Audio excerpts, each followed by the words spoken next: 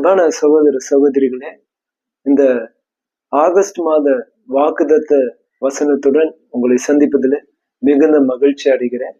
இப்பொழுது ஆகஸ்ட் மாதத்துக்கான வாக்குதத்த வார்த்தையை நாம் பார்க்கலாம். லூக்கா 18ஆம் அதிகாரம் 27ஆம் வசனம். லூக்கா 18ஆம் அதிகாரம் 27ஆம் வசனம். அதற்கு அவர், மனுஷரால் கூடாதவைகள் தேவனால் கூடும் என்றார். ஹல்லேலூயா, கர்த்தருக்கு ஸ்தோத்திரம்.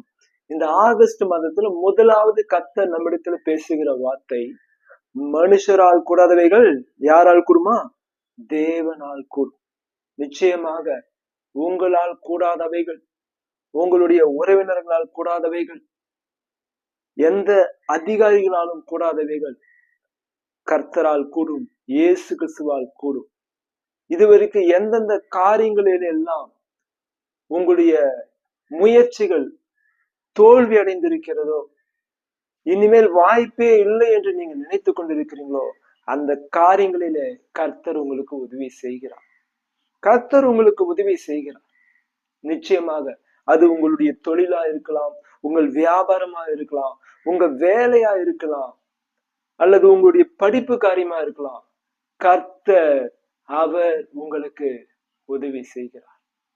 அவர் உங்களுக்கு உதவி செய்வதனால, அவரால் எல்லாம் கூடும் என்பதனால அவர் உங்களுக்கு உதவி செய்து காரியங்களை வாய்க்க செய்ய போகிறார். ஒருவேளை நீங்க ரட்சிக்கப்படாத உங்க குடும்பத்தாருக்காக நீங்க ஜெபித்து கொண்டு இருக்கலாம். இதுவரைக்கும் எதுவுமே அவர்களுக்குள்ளாக ஒரு மாற்றம் உண்டாகாதது போல இருக்கலாம். ஆனா கர்த்தர் சொல்றாரு, மனிதரால் கூடாதவைகள் தேவனால் கூடும். இந்த வார்த்தை எப்பொழுது சொல்கிறார் என்றால், ஐஸ்வர்யவான் ஒருத்தன் நான் தேவனுடைய ராஜ்யத்தை நித்திய ஜீவனை சுதந்திரித்துக் கொள்ளும்படி நான் என்ன செய்ய வேண்டும் என்று வரும் பொழுது, அவனிடத்தில் பேசும் பொழுது ஒரு முக்கியமான காரியமாக இது சொல்றார்.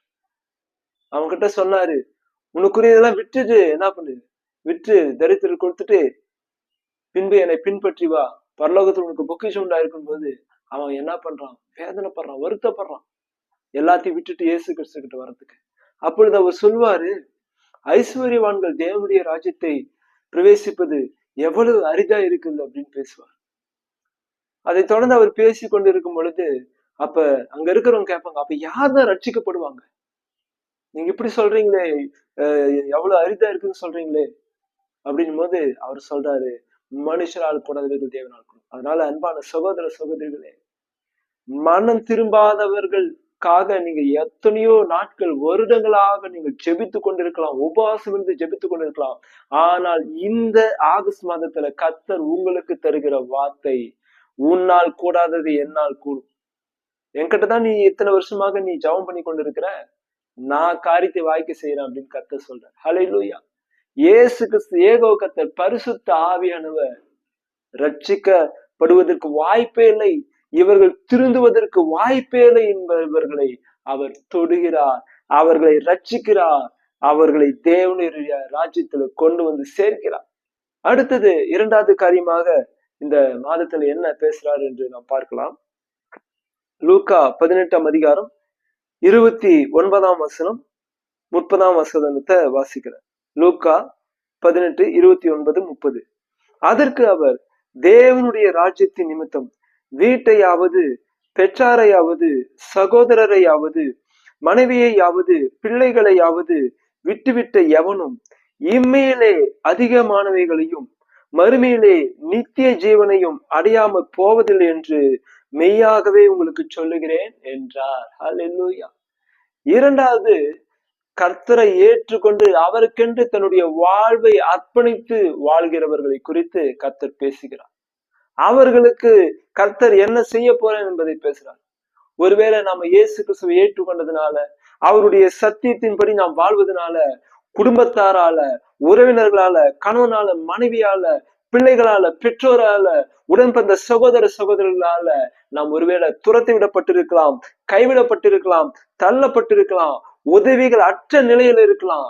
இதோ இதை கேட்டுக்கொண்டிருக்க இந்த நிலையில கூட அநேக துயரமான சூழ்நிலைக்குள்ள நீங்க சென்று கொண்டிருக்கலாம், சோர்ந்து போய் இருக்கலாம், அவர்களுடைய நடவடிக்கை உங்களை பாதித்து இருக்கலாம். ஆனால் கர்த்தர் சொல்றாரு, என் மகளே, என் மகனே, எனக்காக தான் நீ இவங்களெல்லாம் விட்ட, எனக்காக தான் நீ புறம்பாக்கப்பட்ட.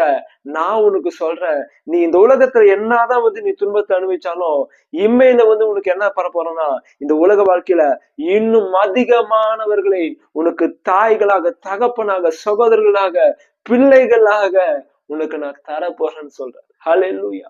நீங்கள் இழந்ததற்கு மேலாக கர்த்தருடைய விசேஷித்த ஆசீர்வாதம், விசேஷித்த நன்மைகள் உங்களுக்கு உண்டாகும் என்று கர்த்தர் இந்த நாளிலே உங்களுக்கு சொல்லுகிறார்.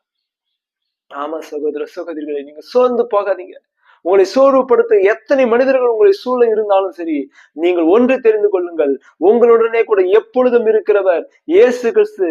அவர் சொல்றாரு, நீ என் நிமித்தமாக, என்னுடைய ராஜ்யத்தின் நிமித்தமாக நீ யாரால தள்ளப்பட்டாலும், யாரையெல்லாம் நீ இழந்திருந்தாலும் சரி, நான் உனக்கு இருக்கிறேன், நான் உன் வாழ்வை ஆசீர்வதிப்பேன், நான் உன்னுடைய நிலைமையை மாத்துறேன்னு கர்த்தர் சொல்றாரு. அதனால நிச்சயமாக கர்த்தர் உங்களை அருமையாக இந்த உலகத்துல வாழ வைப்பார். நித்திய ஜீவனை சுதந்திரித்தவர்களாக அவரோடு கூட நீங்க ஆளுகையும் செய்வீர்கள் என்பதை தான் கர்த்தர் இந்த மாதத்துல அவரை மெய்யாக ஏற்றுக்கொண்டு தொழுது கொண்டு அவரையே சார்ந்து வாழ்கிறவர்களுக்கு சொல்கிறார்.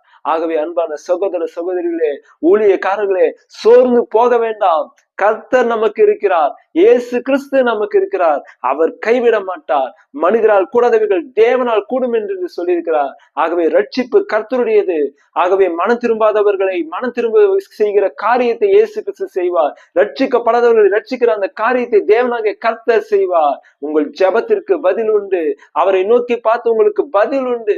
நீங்க வெட்கப்பட்டு போவதில்லை. ஹல்லேலூயா. கர்த்தர் நிச்சயமாக தாம் சொன்னபடி இந்த மாதத்தில் உங்களுக்கு செய்வார். உங்கள் தலையை உயர்த்துவார், உங்களை ஆசீர்வதிப்பார். உங்கள் துக்கம் நிச்சயமாக சந்தோஷமாக மாறும். நாம் ஜெபிக்கலாமா? ஸ்தோத்திரம் தகப்பனே, உமது கிருபைக்காய், உமது இரக்கத்திற்காய், உமது தயவிற்காய் உமக்கு ஸ்தோத்திரம். இந்த ஆகஸ்ட் மாதத்தில் எங்கள் தேவாதி தேவனீர் எங்களோடு பேசின உமது ஜீவ வார்த்தைகளுக்காக உமக்கு ஸ்தோத்திரம். மனுஷரால் கூடாதவைகள் தேவனால் கூடும் என்று சொன்னீரே, உமக்கு ஸ்தோத்திரம் ஸ்தோத்திரம். ரட்சிக்கப்படும்படியாக நீட்டப்பட்டிருக்கிற கரம் உமது கரம், ரட்சிக்க கூடாதபடிக்கு உமது கை குறிக்க போகவில்லை. எப்பேற்பட்ட மனிதர்களை ரட்சிக்க உம்மால் ஆகும்.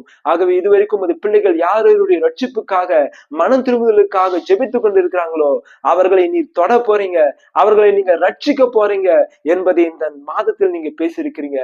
அப்படியே உமது பிள்ளைகள் மத்தியில அப்பா உமது சொன்ன இந்த வார்த்தைக்கு ஏற்ப சாட்சிகள், ஜீவனுள்ள சாட்சிகள் உமது நாம மகிமைக்காக உண்டாகட்டும் என்று சொல்லி இந்த வேலையில அப்பா அடியே நான் ஜெபிக்கிறேன் தகப்பனே. நிச்சயமாகவே முடிவு உண்டு, உன் நம்பிக்கை வீண் போகாது என்று நீங்க சொல்றீங்களே, அந்த வார்த்தைக்காக உமக்கு ஸ்தோத்திரம். உமது பிள்ளைகள் உம்மீது வைத்திருக்கிற நம்பிக்கை வீண் போவதில்லை. அவர்கள் ஜபத்திற்கு பதில் தரீங்க, அதற்காக உமக்கு ஸ்தோத்திரம். அதே போல உண்மை ஏற்றுக்கொண்டு உமது தொழுது கொண்டு உமது சத்தியத்தின்படி வாழ்வது நிமித்தமாக அநேக துன்பங்களை, துயரங்களை, அவமானங்களை, நிந்தைகளை, இதோ ஒதுக்கப்பட்ட புறம்பாக்கப்பட்ட நிலைமையில் இருக்கிற உமது பிள்ளைகளுக்கு இந்த நாளில் நீர் பேசினீங்க ராஜா. அப்ப யார் அவர்களை கைவிட்டாலும், சொந்த குடும்பத்தாரை அவர்கள் தூக்கி எறிந்திருந்தாலும் என் தேவன் இம்மையிலே அதிகமானவைகளை தரும் என்று சொல்லி இருக்கிறீங்க அப்பா. அப்போ ஒருவேளை அவங்களுடைய பெற்றோர்களை உங்களை தூக்கி எறிந்திருக்கலாம், உடன் பிறந்த சகோதர சகோதரிகள் அவர்களை தூக்கி எறிந்திருக்கலாம் தகப்பனே, பிள்ளைகள் தூக்கி எறிந்திருக்கலாம், யாரு வேண்டும் என்றாலும் கைவிட்டிருக்கலாம்.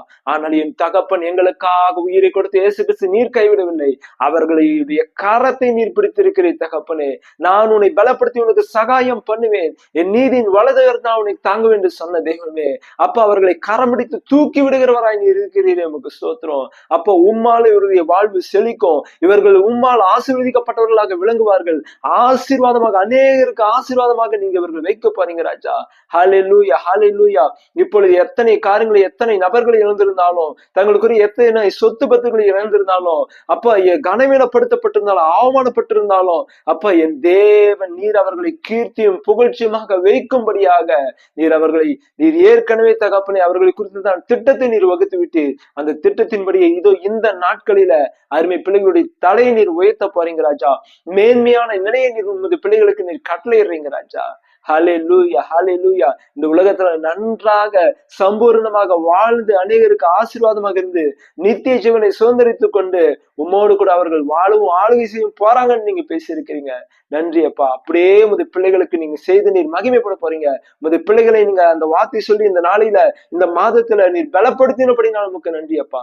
அப்படியே காரியங்கள் இந்த நாள் முதற்கொண்டு அவருடைய வாழ்வின் சூழ்நிலையில அப்போ அங்க மாறி போகட்டும், நடந்தேறட்டும் தகப்பனே. ஆம்ராஜ், அந்த ஜபத்தை நீர் கேட்டீரே, நன்றி நன்றி அப்பா. கர்த்தரை தேடுகிறவர்களுக்கு ஒரு நன்மை குறையப்படாது என்று நீங்க சொல்லி இருக்கிறீங்க. ஒரு நன்மை உமது பிள்ளைகளுக்கு குறைந்து போவதில்லை தகப்பனே. ஹல்லேலூயா, ஹல்லேலூயா. உமது பிள்ளைகளை நீர் பெருக பண்ணுகிறீர் தகப்பனே. நீர் பெருக பண்ணுகிறீர். அதற்காக உமக்கு சோத்திரம், சோத்திரம், சோத்திரம். சாட்சி சொல்ல வைக்க பாருங்க ராஜா. நான் இப்படி இருந்த என்னுடைய நிலைமை இப்பொழுது நல்ல நிலையில கர்த்தர் என்னை வைத்திருக்கிறாரு, கர்த்தரே இதை செய்தார் என்று உமக்கு மகிமையாக சாட்சி சொல்ல வைக்க பாருங்க ராஜா. அவருடைய முன்னிலைமை பார்க்கிறோம், அவருடைய பின்னிலைமையை தகப்பனே நீர் அதிகமாய் நீர் ஆசீர்வதிக்கிறீர். அதற்காக உமக்கு சோத்திரம், சோத்திரம் தகப்பனே. நமது நாம மாத்திரம் உயர்ந்திருக்கட்டும் தகப்பனே. இந்த மாதத்தின் பிள்ளைகளுடைய எல்லா போக்குவரத்தையும் அப்ப கையிட்டு செய்கிற எல்லா வேலைகளையும் எல்லா காரியங்களும் உமது கரத்துல நாங்க ஒப்பு கொடுத்து நாங்கள் ஜெபிக்கிறோம். இந்த மாதத்தின் அவருடைய வாழ்க்கை முறையை உமது கரத்துல ஒப்பு கொடுத்து நாங்கள் ஜெபிக்கிறோம். எல்லாவற்றிலும் என் தகப்பனுக்கு மகிமையும் அப்போ உமக்கு சந்தோஷமும் உண்டாகும்படியாக அப்போ ஒரு வாழ்வை தகப்பனை உமது பிள்ளைகள் நாங்கள் அனைவரும் வாழ எங்களுக்கு கிருபை பாராட்டும். உமது ஆவினால் உதவி செய்யும்.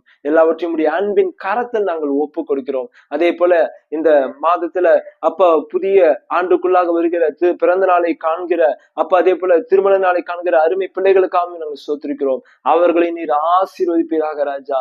ஹல்லேலூயா. இரட்டிப்பான நன்மையை தருவேன் என்று சொல்லி இருக்கிறீங்களே. ஹல்லேலூயா, ஹல்லேலூயா. நமக்கு சோத்திரம். அப்படியே இரட்டிப்பான நன்மையினால் உமது பிள்ளைகளை நீங்க நிரப்புவீராக. என் தேவன், இந்த ஜெபத்தை நீர் கேட்கவே கேட்டீரே. நன்றி அப்பா. இயேசு கிறிஸ்துவின் ஜெயம் பெற்ற நாமத்தில் பிதாவே. ஆமென், ஆமென், ஆமென். கர்த்தர் நிச்சயமாக இந்த மாதத்துல உங்களை அருமையாக ஆதரித்து அதிசயமா நடத்த போறாங்க. சந்தோஷமா உங்களை வாழ வைக்க போறாங்க. God bless you. God bless you.